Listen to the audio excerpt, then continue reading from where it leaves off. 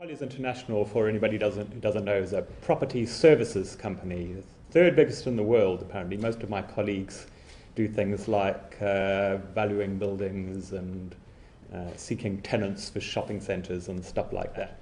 There's a little dot on Dublin there. We have our office here and work all over Ireland. I specifically work in a completely unique little division for a property services department. However, I work in a division that specialises in destinations, really, which is we do all sorts of things to do with anything that involves visitors. We are main offices in London, but we've got a chap here in Ireland as well, and we work all over the world. Our most sexy project at the moment, I think we could describe it that way, is we're doing all the business planning for this new cultural quarter in Abu Dhabi, which has got a Guggenheim and a Louvre and a new national museum. I think it's about 600 million euros worth of investment going on there. So that's quite something. But of a lot more relevance to you, we do a lot of work on placemaking in towns and cities. I've worked in many, many of them. I was thinking, just as Connor was talking, actually, I should have thought how many of them have got of walls that, offhand, I can think of quite a few that did have walls, like Southampton, for example, and Chester. I don't know if this is Waterford, where we've been working on the Viking Triangle, not me personally, but I don't know if that has walls, but presumably it probably does, yeah. There you go.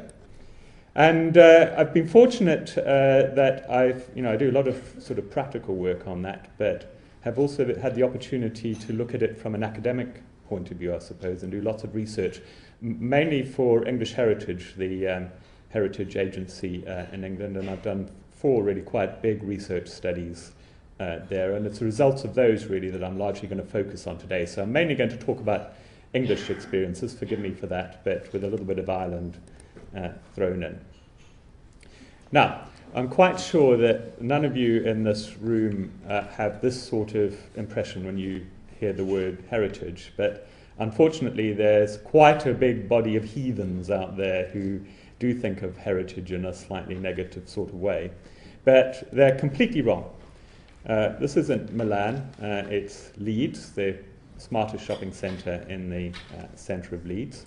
And in fact, if you look at all the big city centre retail developments that have taken place in recent years in places like Liverpool, with the Liverpool One development you might have heard of, or in Bristol and Cabot Circus, which incidentally, just thinking about Connor's remarks, any developer who comes and sticks a big box in the middle of a town or city centre now, that's completely out. The modern centres are all about trying to retain and rebuild the streetscape and stuff like that, and very, very much better than they were in the past. But if you look at these big new shopping centres, they have taken the historic buildings that they've retained in the middle of them and put their smartest shops either in or around those particular buildings. That's because they recognise that the smartest shops like the character and the ambience that the historic buildings bring. Connor was talking about this great fear that everybody in Ireland and Britain has, that all our town centres are like clones of each other and you see the same thing everywhere. And yet you find in a heritage environment, the North Lane in Brighton, that you've got independent businesses absolutely thriving. The place is packed full of independent and unique businesses. This is the Barbican in Plymouth, which was the old historic bit of Plymouth, came perilously close to being lost completely just after the war, not from German bombs, like the rest of the centre of Plymouth, but because it was seen as a slum and people wanted just to tear it down.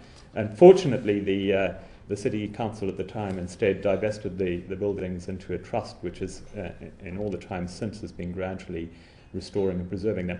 Well, we used to think that only pavement cafes and things happened in France and Italy, but now, of course, they happen all over Northern Europe. And where do they happen? In places like the Barbican in Plymouth, which is the definitely the restaurant centre for Plymouth, and where incidentally most of the independent shops operate.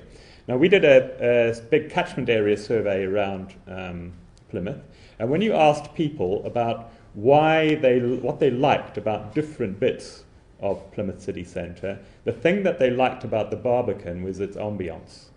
Other places they liked for functional reasons, such as, the shops are good there, or it's easy to park there, but the Barbican they liked for the ambience. And furthermore, the further that they lived away from Plymouth, the more likely that they visited Plymouth, especially for the Barbican. And really, that is the impact which heritage environments have. You also have some fantastic examples, especially in London, to be honest, where you've got companies which go around, and it's a little bit in London. There are historical reasons for this because there were many bits of London were developed by estates, but you've got companies like Shaftesbury PLC, fantastic really, and they sort of buy up the property in certain areas. This is one of their areas, Carnaby, and it's like privately managed public realm. They do up the buildings, develop a very clear vision for them, manage them, do the Christmas decorations, these are the Christmas decorations, and they're completely transformed. And it's one of the reasons why London has been so spectacularly successful. It's because of the way that really clever companies like Shaftesbury have been using heritage environments to really make the city interesting. Now, when people talk about the economic impact of heritage and the benefits of it, it comes into, when you look at it, it comes into two categories, what I call landmarks and environments. And when people talk about it, invariably they focus on landmarks. Now, when we were assessing the economic impact of heritage in Yorkshire, I went and sort of did a bit of an assessment of the nature of these landmarks. And really, you can say a heritage landmark, the sort of characteristic of it is that people visit it.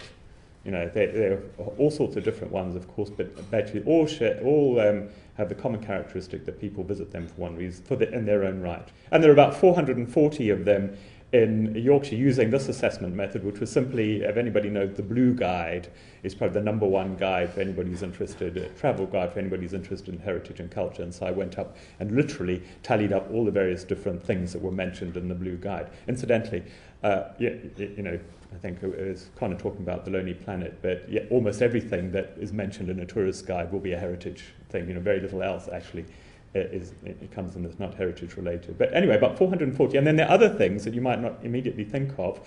For example, every single one of 75 pubs in Yorkshire that is in the Good Pub Guide is a listed building. I'm quite sure that exactly the same happens in Ireland. Most of the best hotels are in listed buildings. So those are all forms of landmarks, and they are very important.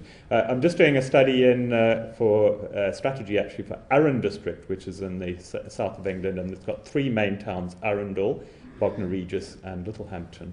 And we did a survey of local people to ask them about our strategies about leisure and cultural facilities. And we did a survey of local people to find out about their usage of all the different leisure and cultural facilities in this district. And it's quite interesting. Arundel Castle, which is definitely the main heritage landmark in this area, and you can see it from most of the district, is by far the most the single leisure or cultural resource in this district that people have visited. Almost everybody living in Arran has actually visited Arundel Castle. But those two charts show, on the one side shows people who visited it sometime in the past, any old time, and that's about 70%. And then the number of people who say they visited regularly is only 2%. And I think that is true of a lot of landmarks, heritage landmarks and places, is that they form a bit of a sort of backdrop. In fact, I said to one of the councillors, and I said to a meeting of the councillors, that wouldn't it be nice if the castle did more things so that local people used it more regularly?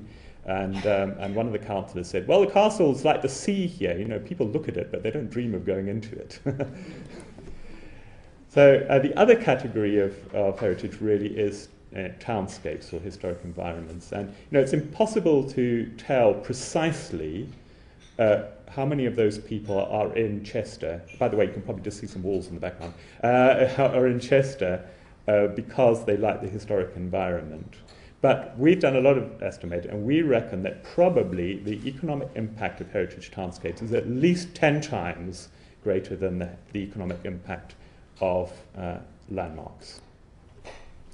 We did a huge survey of 35,000 people living across the whole of the UK over a 12-month period about their visitor behaviour and stuff like that. And one of the things we asked them is to give their opinion of. We had 440 different places, and we asked 1,000 people for each place what they thought of their as a place to go out for a day trip. And I've highlighted the places that are thought of as known heritage cities and towns. And you can see they dominate the top of the list. Heritage cities are definitely the most popular sort of place. But even if you look more closely at Brighton, for example, I'm going to talk a bit about Brighton later, you don't think of that as a classic heritage city, but as I'll demonstrate to you later, the reason why Brighton is at number 9 place and is terrifically popular with all age groups is because of its heritage. Now, for Arran, okay, this is extending the list a lot. So here are my 3 towns. Arundel, the heritage town, Bognor and Littlehampton, both traditional seaside resorts. And you can see Arundel comes far higher up the list than either of Bognor or Littlehampton. And then if you look at the profile of people saying that they like Arundel, this is using a segmentation model called the Arctasia model, which was developed actually originally by the British Tourism Agency, but to really find, just to sort of look more closely at the type, the different types of things that different sort of people like. And it categorizes people into 8 different segments. Okay, you can see them all on there: cosmopolitans, discoverers, traditionals, etc. And the dividing line between the two really is that some people are independent orientated. So cosmopolitans, traditionals, functionals are independent orientated. Other people are more brand orientated. High street style hounds, followers. I can tell you, if we did the survey on this audience now, 90% would be in the independent orientated category. And that's the same of visitors to heritage towns and cities. Every heritage towns and cities, you will find that the visitors are biased towards people who are of an independent disposition. And that's one of the reasons why independent businesses thrive in those sorts of places. And you can see that for Arundel. So Arundel is tremendously popular with traditionals who like things like nice traditional pubs and nice antique shops and things like that. But more importantly, cosmopolitans who also like things like smart shops, top quality restaurants and things like that, and are by far the biggest spenders. I mean, cosmopolitans actually spend about more than 1/3 of all the money that's spent on tourism in the UK. So that's why a heritage place has got so much power as an economic driver, because it has appeal to those big spending people. Now, Arundel, and I wasn't very popular with people in Arundel because basically it's a lovely heritage town, very, very popular. But look at it. I mean, and this is so true, isn't it, of heritage places? It's really being neglected. Look at all that ghastly tarmac and, how unsympathetically the townscape is treated. And by contrast, almost any town of that sort, in like Holland or Denmark or like that, looks like this, and how much more effectively the heritage environment is used for the benefit of the town. Here's the main shopping street in Arundel. It's dreadful. By contrast to a similar sort of town in Germany. And this is basically what I said to my friends in Arundel. You've got to get your act sorted out, really. It's not good enough. But looking at this more deeper, basically every single town and city, and I'm talking like worldwide, whether it be Cairo or whether it be London or whether it be Kilkenny, is made up of a mosaic of different experiences where businesses and organizations of different sort cluster. And they cluster to do it really for 2 reasons. One, because the nature of the property suits their needs, but also because they're trying to attract like-minded customers. And Brighton happens to be a brilliant example of this. And we've developed a model for sort of looking at this. We call it our place-making mosaic. And essentially things that are on the left-hand side of the model are experiences which are dominated by multiples. Branded companies, the property tends to be in the ownership of pension funds and big companies. The businesses that operate there tend to be multiples. By contrast, on the right-hand side of our model, the property tends to be in the ownership of independent people, tend to be in multiple ownership. The businesses operating there tend to be independently owned. Cultural organizations and non-profit making organizations tend to exist in those sorts of places. Now, if you look at Brighton is quite convenient for analysing this because it divides neatly in half. So on the west hand, that's North Street, that sort of black line going from north to the seafront up to the station. To the west of it, you've got the sort of mid-20th century High Street, Western Road, and big 80s built indoor shopping centre, Churchill Square. And except on the margins, almost all the occupiers there are branded multiples. Okay, the sorts that you'll see actually in most of the towns and cities in Ireland. Those little dots, by the way, are listed buildings. So on the eastern side of that line, where you've got much more listed buildings, all the businesses there nearly, I'm probably exaggerating slightly, but most of the businesses there are independently owned. The property's an independent ownership. There are some niche multiples there, but higher fashion sort of brands, and ones that deliberately like to be in a slightly different sort of place because it kind of fits with their brand values. So if you put that on our model, okay, you have this clear pattern, and you see this often. It's common, whether it be the West End of London or whether it be a small town, you see this pattern with the independents clustered together and the multiples clustered together. It's interesting looking at the nature of those businesses. So in the blue area, the high street area, you have a smaller number of businesses. They're obviously bigger businesses. And you get the odd Starbucks and McDonald's, but on the whole, you don't get much by way of leisure. By contrast, in the heritage area, much larger number of businesses and a much larger number of restaurants, bars, and that sort of facility. And really, that is also typical. Restaurants and bars and leisure facilities do not tend to exist in areas where multiples are. And that's because people like those type of facilities in historic environments. They like the character and the property is suited to them. And that's why we call areas which are dominated by historic townscapes and that sort of businesses as oases. And the reason why Brighton has become so popular is because it's brilliantly successful in making the most of its heritage environments to create that mix of retail and leisure in an independent sort of way. And this is exactly the sort of thing which my friends in Arundel need to be doing. You say, well, Brighton's special, what about our normal sort of place? Well, if you look at Stockport, which is a Victorian, post-industrial town just outside Manchester, where they've been regenerating the historic core called the Underbanks, and it's exactly the same sort of effect. We interviewed 200 people there to ask them, what they like about the area, and I think like 199 of them basically said, we like it for the ambience. This is the part of town that we like being in, really. This is just proof of that. The basic thing, there's something in the human instinct that likes the character of heritage environments. It's much the same in Boston, a little market town in Lincolnshire, where I did some work on, where basically you've got these heritage environments, which are dominated by independent businesses. Then you've got the high street multiples in a new development. And in that situation, they had a new council elected there. They had a scheme to invest in the market square, which is fantastic resource, but like in Arundel, is in a really bad state, really. And the council was wavering about whether they should do this or not. And I said, you have to do it. I mean, there's absolutely no question that in a situation like this, the whole future prosperity and sustainability of the town centre all depends on investment in the historic environment and making the most of the historic environment. If they don't do it, there's really no sustainable future for that town. So here are the conclusions, really. The great thing about historic environments is that they are what encourages distinctive and unique businesses and allows them to thrive. And you very, very seldom see that happening in new constructions. They are absolutely essential in terms of creating these oases in which basically there's a mixture of leisure and retail. And that is really very central because that's where people socialize and people mix. And so it's all about the social interaction of towns and cities. And as the examples show around the place, and the best of them are right in the West End of London, but there are examples all over, with imaginative development and imaginative attitude that goes a little bit beyond the normal thing, you can really achieve outstanding results, and actually private sector developers can actually make good profits.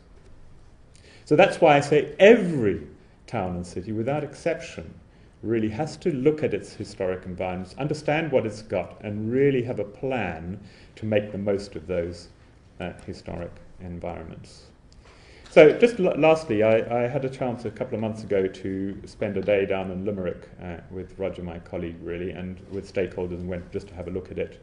And Limerick is a classic sort of situation, isn't it, for it's not a mid-sized town, but a sort of mid-sized city, I suppose, where you've got this mosaic pattern, exactly as I've just described, but as is often the case in city centres that aren't prospering, most of the offer is below the halfway line in our model, which means basically it's only appealing to a section of the population, and not the section of the population that has money, they're spending their money elsewhere in the out-of-town shopping centres and stuff like that. So Limerick, like most places like this, has to get a broader commercial offer across the city centre if it is going to have a sustainable, viable future, really. And just like in Boston and Lincolnshire, it is all about ultimately making the most of its heritage assets. There's natural heritage and its built heritage. And it's got to improve the quality of its high street retail offer. That is also an essential element, and it's got to sort out the heart of the city to do that. But ultimately, to really become a desirable and attractive city, it's got to make use of its riverside setting, which is fantastic, could be brilliant, and just in Arundel is completely ignored at the minute. So it needs a long-term plan to really do something fantastic with that riverfront. And similarly, it's got to take O'Connell Street, which could be the finest street in Ireland, and really make that work into the finest street in Ireland. And over 20 years, that needs to be its strategy, really, if it's going to regenerate and truly become a successful city centre. And really, it's a typical case where only investment and improvement of its heritage environments can ensure that it really does have a successful future. Thank you very much.